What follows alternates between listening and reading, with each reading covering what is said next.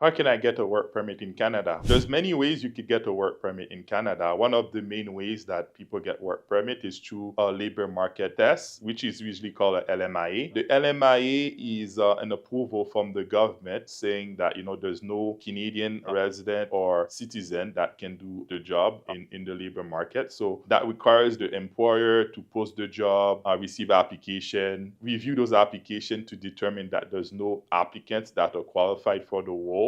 So that's what they call the labor market test. So that's one of the main ways that workers get a work permit in Canada. The second way are LMIA exempt work permit. So there's certain exceptions that are already set in the law. For example, one of the most used work permit is the intra-company transfer. So if you've been working abroad for a company that has a branch or presence in Canada for more than a year in a specialized knowledge or managerial or executive position, you might qualify for the intra-company transfer. There's also other exceptions, that there's the Francophone mobility work permit, which is a good permit if you're Francophone working outside of Quebec. There's also the trades work permit. The most popular one is the CUSMA, the Canada, US, Mexico agreement work permit. There's also the substantial benefit work permit for worker that will benefit Canada. Another way you could get a work permit, if you have a spouse in Canada that has a work permit, most spouses are eligible for an open work permit. So that could be a way that you get a work permit. If you're a student in Canada, after that you completed your studies, you could